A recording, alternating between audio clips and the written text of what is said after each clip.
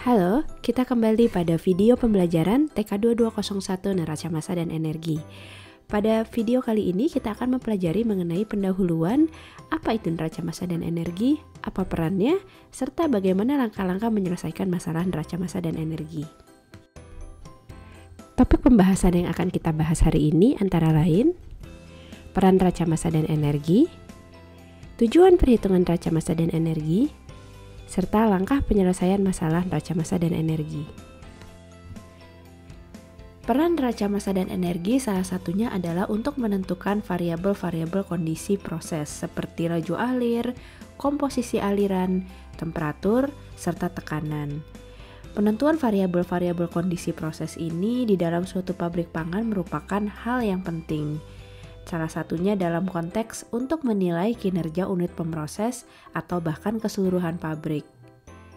Selain itu, penentuan kondisi operasi proses tersebut juga penting dilakukan pada tahap memodifikasi pabrik yang sudah ada. Seorang insinyur proses pada saat merancang unit pemroses atau pabrik yang baru juga memerlukan data-data terkait kondisi operasi proses tersebut.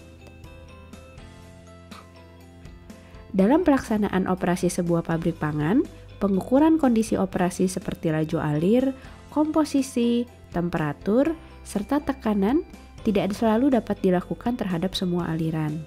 Penyebabnya antara lain, pemasangan instrumen di setiap aliran akan mengakibatkan investasi pabrik yang sangat tinggi. Selain itu, kemungkinan adanya lokasi-lokasi di dalam alat pemroses atau di dalam pabrik yang tidak memungkinkan pemasangan instrumen atau tidak memungkinkan dilakukannya pengukuran. Salah satu alasannya akibat adanya kondisi operasi proses yang sangat ekstrim. Tujuan perhitungan neraca massa dan energi sendiri adalah untuk menentukan variabel kondisi operasi proses seperti laju alir, komposisi, temperatur, serta tekanan suatu aliran proses. Kemudian, kita juga ingin menentukan nilai-nilai besaran pendukung kondisi operasi. Misalnya, berapa beban pemanas atau pendingin yang dibutuhkan, berapa daya pompa atau kompresor yang diperlukan, berapa efisiensi kolom pemisahan, serta hal-hal lainnya berdasarkan dasar data, aliran, atau karakteristik alat yang tersedia. Slide ini menunjukkan langkah penyelesaian masalah yang perlu kita lakukan pada saat kita menghadapi kasus neraca massa dan energi. Langkah diawali dengan mempelajari masalah yang ada di pabrik.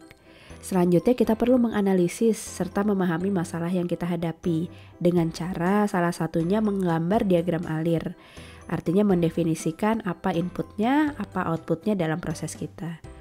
Kemudian yang kedua, kita perlu menuliskan data serta informasi yang diketahui. Data ini dapat diperoleh dari misalnya pengukuran di laboratorium atau hasil pengukuran alat ukur yang ada di lapangan dan lain sebagainya.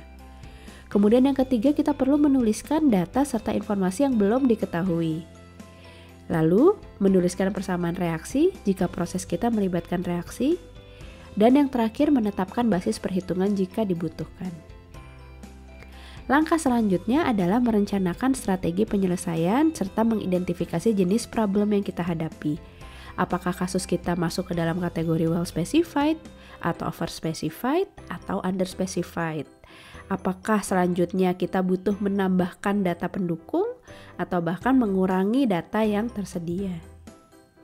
Langkah selanjutnya adalah kita perlu menjawab apakah bentuk masalah yang kita hadapi tersebut telah baku atau pernah dikenal sebelumnya. Jika jawabannya tidak, maka kita perlu mempertanyakan lagi apakah masalah tersebut dapat diubah menjadi masalah yang baku atau tidak. Jika tidak juga, maka kita perlu menentukan cara baru untuk menyelesaikan masalah yang bersangkutan. Namun, jika masalah tersebut merupakan bentuk masalah yang telah baku, pernah dikenal sebelumnya, atau dapat diubah menjadi masalah yang baku, maka kita perlu menyelesaikan masalah tersebut dengan cara yang ada. Lalu melaksanakan strategi penyelesaian secara rapi dan runtut. Perlu dianalisis persamaan mana yang perlu diselesaikan terlebih dahulu, variabel mana yang perlu ditentukan terlebih dahulu, hingga seluruh permasalahan telah selesai ditentukan.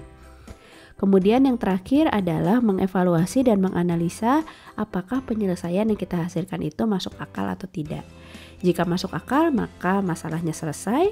Namun jika masih ada pertanyaan atau dirasa tidak masuk akal, maka kita perlu kembali ke langkah awal, yaitu menentukan diagram alir, informasi yang diketahui dan tidak diketahui, dan seterusnya. Untuk mempelajari lebih lanjut terkait peran neraca massa dan energi, kalian dapat membaca referensi yang terlampir. Sekian video pembelajaran kali ini. Tetap semangat dalam menjalani semester ini dan mempelajari kasus neraca massa dan energi ya. Kita ketemu dalam video pembelajaran selanjutnya. Sampai jumpa.